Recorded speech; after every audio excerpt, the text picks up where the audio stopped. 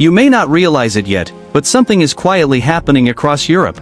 Governments are starting to walk away from WhatsApp, not because it's broken, not because there's a better app, but because of something far more unsettling. They're losing control over what's happening behind the screen. A series of quiet decisions that could completely reshape how Europe uses technology. Just last month, Belgium, Poland, and the Netherlands suddenly rolled out their own domestic messaging systems for public sector workers. And they weren't the first. Germany and France had already made similar moves earlier. At first glance, this looks like a technical adjustment, but in reality, it signals something much bigger.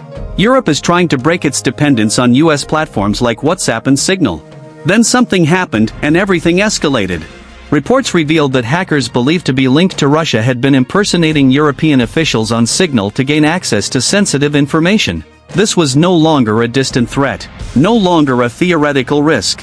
This was a real breach. The response was immediate and decisive. Brussels ordered senior officials to shut down a Signal group chat.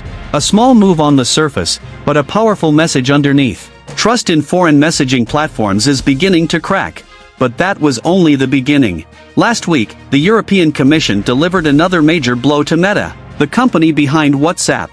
A second formal charge was issued as part of an escalating antitrust investigation. This time, the focus is on Meta's new AI chatbot policy. EU regulators argue that Meta may be abusing its dominant position to restrict competition, a serious violation of European rules. In simpler terms, the game itself may be rigged. And all of this leads to one critical question. Why are European governments starting to walk away from WhatsApp? What's really happening behind these seemingly technical decisions? In this video, we're diving straight into the core of the conflict. The escalating battle between the EU and Meta, and the real reason Europe is turning its back on WhatsApp. This isn't just about technology. It's about power, data, and control. To understand what's happening now, you have to look deeper. Because Europe's recent moves against WhatsApp didn't come out of nowhere. In fact, this is just the latest chapter in a long-running battle between the EU and one of the most powerful tech giants in the world, Meta. And at the center of this conflict is something deceptively simple: dominance. WhatsApp isn't just popular in Europe, it's everywhere. In countries like Germany, Romania, Italy, Ireland, Portugal, and Spain, over 85% of the population uses it. Think about that for a second. One app, controlling how an entire continent communicates. At first, that sounds like success. But for regulators in Europe, it raises a far more uncomfortable question. What happens when one platform becomes too powerful to compete with? Because when dominance reaches this level, choice begins to disappear. Alternatives struggle to survive. Competition fades. And slowly, the market starts to tilt in one direction. That's exactly what triggered alarm bells in Brussels. Policymakers and regulators began to worry that WhatsApp's massive reach could be used to limit competition and shape the market in its favor. Not openly, not obviously, but subtly and effectively. So in December 2025, the European Union made its move. They officially launched an antitrust investigation into Meta. The focus? A new policy introduced just months earlier, in October 2025, regarding how AI providers are allowed to access WhatsApp. On the surface, it looked like a technical update. But beneath it, regulators suspected something much bigger. Was Meta using its dominance to control who gets access and who gets locked out? That question is now at the heart of a growing conflict. Because if the answer is yes, then this isn't just about messaging anymore. It's about control over the future of AI, competition, and the digital economy itself.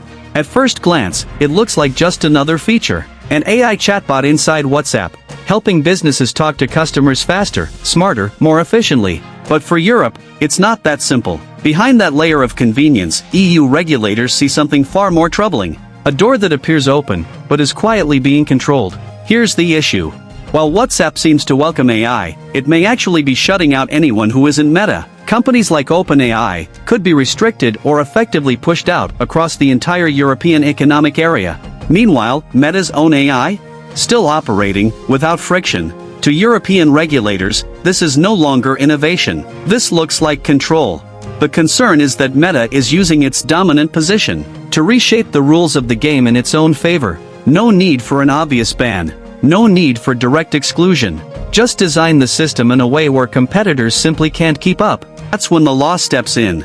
Brussels begins pointing to its strongest legal tools.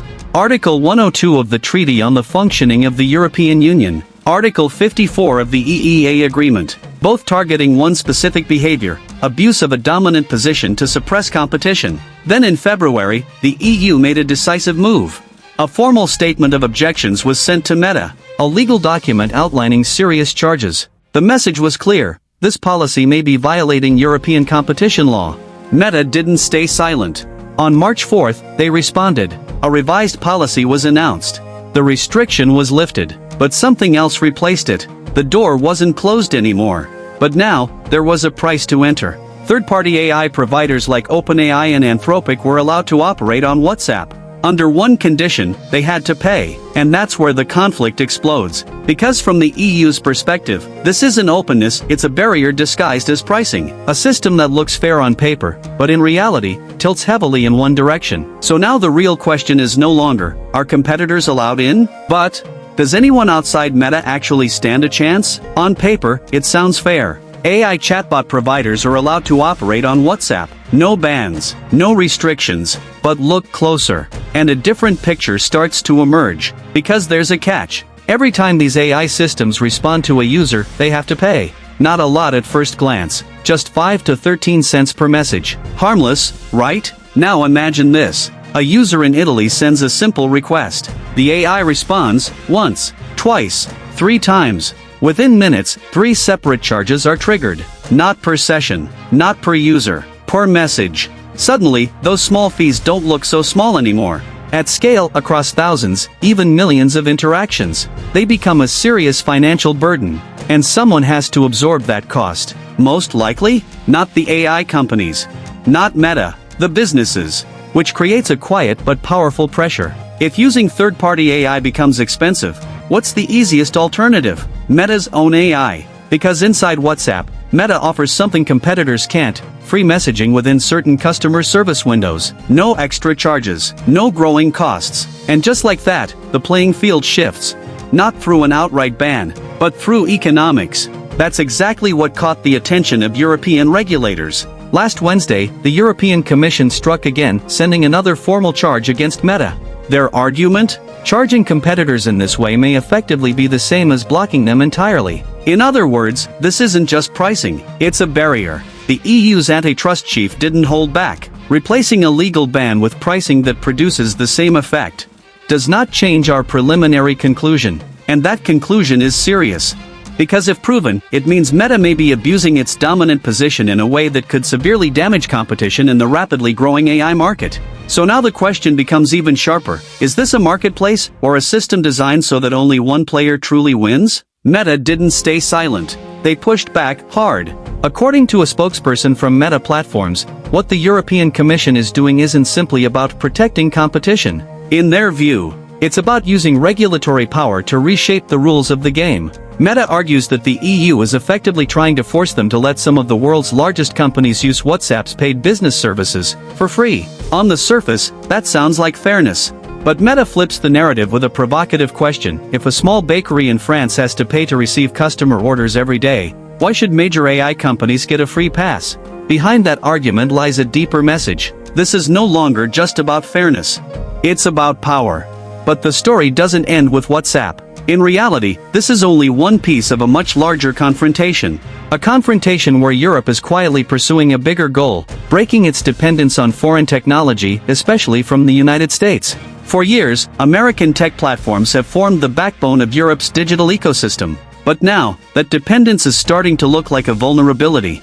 And then comes the factor that makes everything even more volatile: politics. Since Donald Trump returned to office in January 2025, concerns across Europe have intensified. Not just because of what's been said, but because of what could actually happen. Policymakers are now asking a troubling question: what if the US uses its technological dominance as leverage over Europe? Not just through surveillance, but through actions like restricting access to digital services, disrupting critical platforms, or even controlling data flows. And the public is starting to feel it too. A recent survey revealed 59% of Europeans believe the US blocking digital services is a real risk. 86% say it's at least plausible and cannot be ruled out. These aren't just statistics, they reflect a growing mindset. uncertainty, distrust, and a rising demand for control over data. So now, the real question is no longer, who's right, the EU or Meta? But, who will control the future of data, governments or tech giants? And this is where everything starts to change, not loudly, not all at once, but quietly and strategically. Across Europe, governments are beginning to take a step back from platforms like WhatsApp and Signal, not because they want to, but because they feel they have to. Countries including France, Germany, Belgium, Poland, and the Netherlands are now rolling out their own secure, open-source messaging alternatives for use inside government systems. This isn't experimentation anymore. It's a transition, and the signal is getting stronger.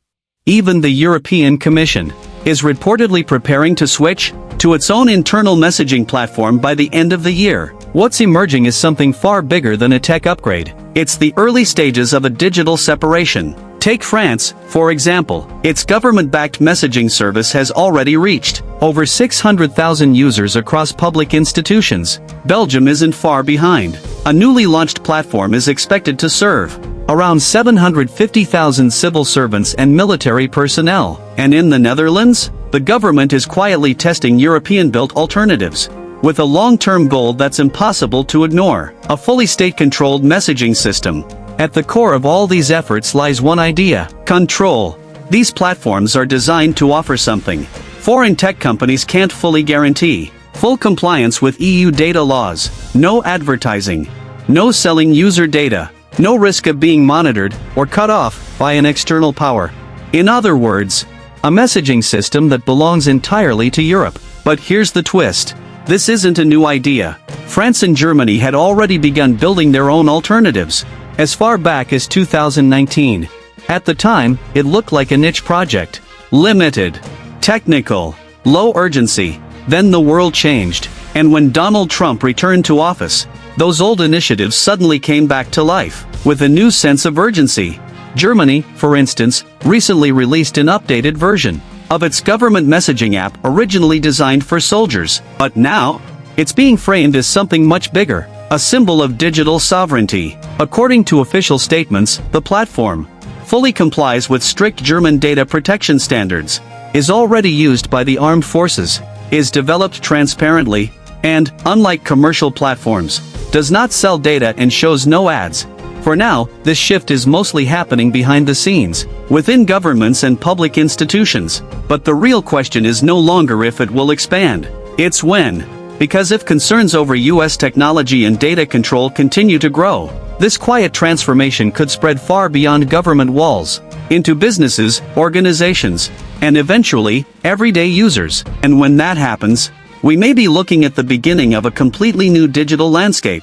One where the world is no longer connected the same way, but divided by who controls the data.